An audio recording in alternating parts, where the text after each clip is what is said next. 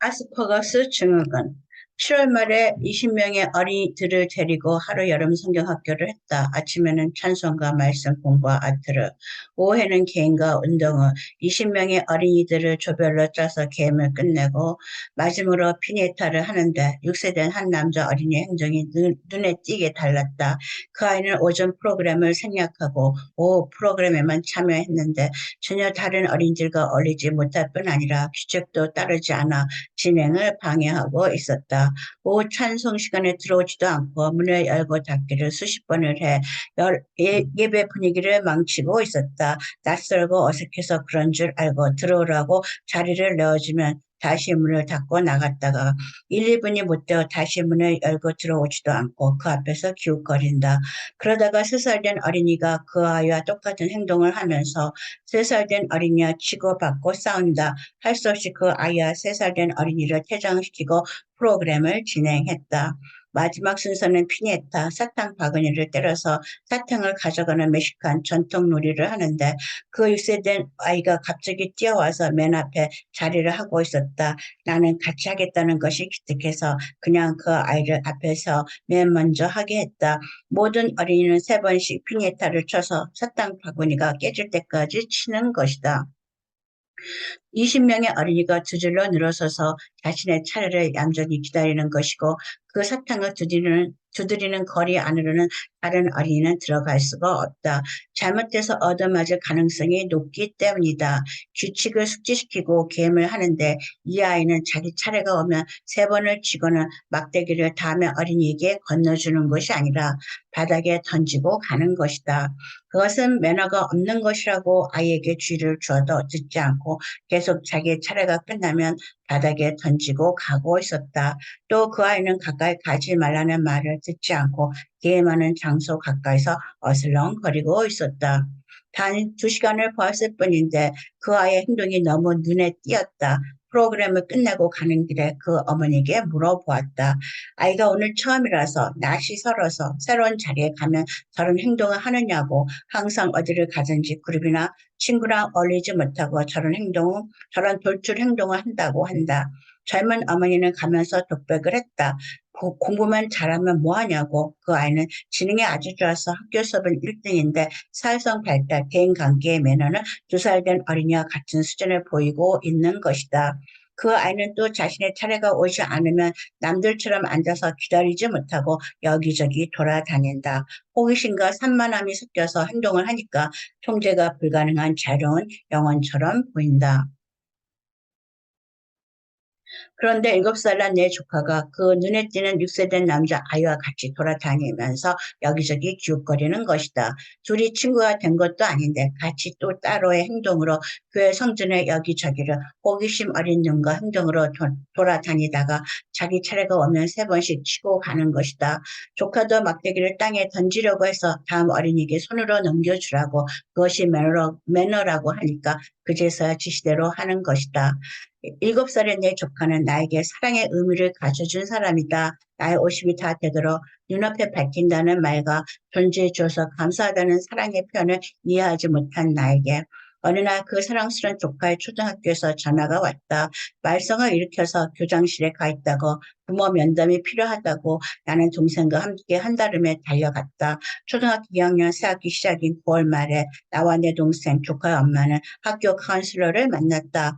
내 동생은 아이가 산만하고 집중력이 없고 수업 시간에 자리에 잘 앉아있지 않고 돌아다닌다고 어딘가 이상하다고 상담을 요청했고 카운슬러는 7살짜리 남자 초등학교 2학년 아이들의 그런 행동은 큰 문제가 아니라고 우리는 한 학기를 더 기다려보고 평가하자고 말하고 상담실을 나왔다. 그런데 2학기에 교장실이라니 교장실이란 보통 문제 학생들이 가는 곳이 아닌가.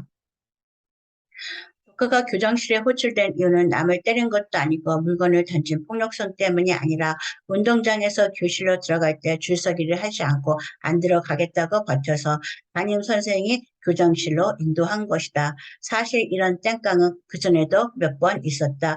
교실에서 밖으로 나갈 때 줄서기를 할 때 자신의 마음에 들지 않으면 책상 밑으로 들어가 나오지 않아서 담임 선생과 친구들이 조카의 이름을 부르며 찾아다녀야 하는 행동이나 남들이 문제 풀 때 다 풀고 교실 여기저기 다니면서 선생의 테이블에 물건들을 들지는 산만한 행동 등등. 그 그룹의 규칙을 잘 지키지 못하고 산만하며 수업 진행을 방해하는 어린이는 보통 자폐증, 어테이즘, 학습 지지나 장바가로 분류한다.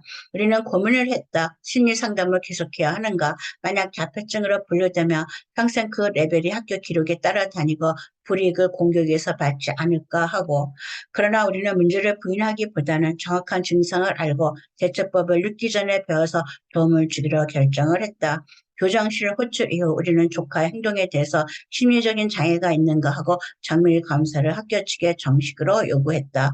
미국의 공교육 제도는 부모가 먼저 자녀 문제를 자각하고 상담을 요청해야 교육부에서 상담사를 보내준다. 부모의 요청이 없으면 문제를 발견하는 것은 더 늦어질 수밖에 없는 현실이다. 교육부에서 심리학 전공자가 나와서 일주일에 한 번 30분씩 1대1 대화 프로그램을 진행하기로 했다. 시험 결과 놀라운 사실이 드러났다. 학생들이 20명이 있는 교실에서는 조카는 한 장의 문장도 쓰지 않은 백지를 내지만 5, 6명이 있는 소그룹 교실에서는 3장의 작문을 써내고 문법도 틀린 것이 없다.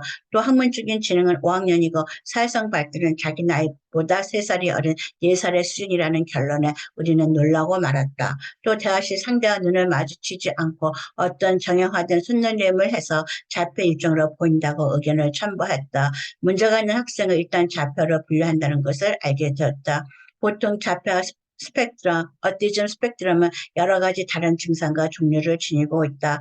자폐증은 심각한 또는 비정상적인 사회성 발달이나 대화 발달 장애를 지니고 있고 눈에 띄는 계속적인 행동이나 관심사가 제한된 상태를 보이는 어린이들로 3, 4세까지 그 증상이 확연히 드러난다.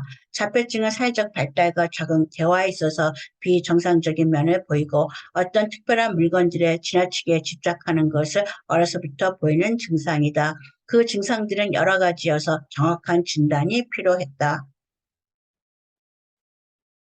자폐 일종의 아스퍼거스 장애는 높은 기능의 자폐증 또는 낮은 기능의 장애로 분류된다. 높은 기능의 아스퍼거스는 심각한 언어 장애나 사고력 장애, 자기 발달 기술 그리고 적응 행동에 문제를 일으키지는 않는다. 그러나 그들은 어떤 전형화된 행동이나 계속되는 매너리즘을 보이고 사회성 발달에 심각한 장애를 보인다.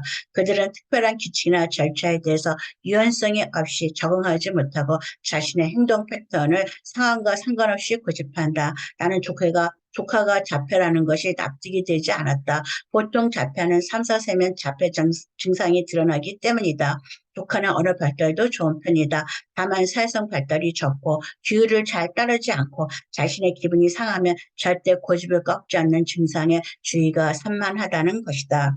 우리는 학교 카운슬러의 자폐학 가능성 진단에 동의할 수가 없어서 어린이 전문병원 척 오렌지 카운티 칠드런스 하스피털에 검사를 의뢰했다. 이 병원은 6개월 후에 검사를 할 수 있을 정도로 어린이들의 병과 증상에 대해 권위가 있고 신청자도 많은 곳이다. 6개월 후 여름방학 끝 어느 날 조카 증상에 대한 진단이 나왔다. 그날은 조카를 위해 한 달에 걸친 나의 아침 금식 마지막 날이었다. 조카는 자폐가 아니라 아스퍼거스 증후군이었다. 이것은 일종의 자폐로 분류되는 학문적인 지능은 높아서 수재이지만 사회성 발달이 되지 않은 어린이를 말한다. 평소에는 그들이 자폐아적 증상이 나타나지 않다가 어떤 소리나 환경이 자신의 마음에 들지 않으면 자기 안으로 들어가서 남들과 타협하지 않고 고집을 부리고 사회성 발달이 안 되어서 사회나 단체 규칙을 따르지 못하고 문제를 일으키는 수재, 영재들을 말한다. 즉 우리 주에서 가끔 보는 학업 성취도는 높은데 사회성 발달, 대인관계의 면허나 기술이 덜 발달된 균형이 맞지 않는 어린이들을 아스퍼거스 증후군의 대표적인 예이다. 우리는 학업만 잘하면 모든 것을 담는 문화에서 성장했고 학업 성취도가 인생의 성공을 좌우한다고 믿고 있다. 그러나 21세기에는 IQ, 지능지수가 높은 사람이 성공하는 것이 아니라 EQ, 감성지수가 높은 사람이 성공하는 변화와 유연한 사고가 요구되는 시대이다. 조카의 아스퍼거스 증상에 대한 책들을 읽으면서 답을 찾아가기 시작했다. 그들은 탁월한 학문적인 능력으로 전문가가 될 소질이 남들보다는 높지만 현대의 수재들은 예의 범절을 잘 배우지 못해서 남들에게 피해를 주어도 자신만 좋으면 되는 이기적인 수재가 되기 쉽다. 인생은 항상 1등만 할 수 없다. 자질이나 실패를 잘 견디고 기다릴 줄 아는 회복력, 사과 유연성이 필요한 변화의 시대이다. 그런데 한 가지 사고만 깊이 하면 그것은 변화에 대해 대응하지 못해서 결국은 벽에 부딪히고 좌절하기 마련이다. 그들은 자기 차례가 오기까지 기다릴 줄 아는 인내, 남을 배려하는 마음, 실패를 두려워하지 않고 다시 시도하는 사고의 전환이 절대적으로 필요한 사람들이다. 사회적으로 성공하여도 성격이 개박한 상사, 남편, 아버지가 된다면 그런 인격을 누가 좋아하겠는가? 성공하는 전문가의 특징은 집중하여 다른 많은 관심사를 포기하고 한 길만 가는 것에 뛰어난 자질이 있다. 그러나 아스퍼거스 증후군의 후유증은 외로움, 실업, 싸움꾼, 우울증 또는 이혼을 낳을 수도 있고 인생의 좌절을 잘 극복하는 능력이 훨씬 떨어진다. 조카를 위해 아스퍼거스 증후군의 책들을 읽던 나는 그 증상들이 조카의 것이 아니라 나의 어린 시절과 젊은 시절의 것이었음을 알게 되었다. 내가 성장한 60, 70년대에는 아스퍼거스 증후군이란 단어도 생소한 시절이었다. 조카를 위한 내 금식 기도는 조카의 아스퍼거스 증상의 부정적인 면과 긍정적인 면도 함께 보면서 아직 어린 그의 인생의 길을 하나님이 기억해 주시기를 바라는 간절함을 지니게 된다. 그 아이가 나에게 기도를 계속해야 할 인생의 겸허를 가르친다.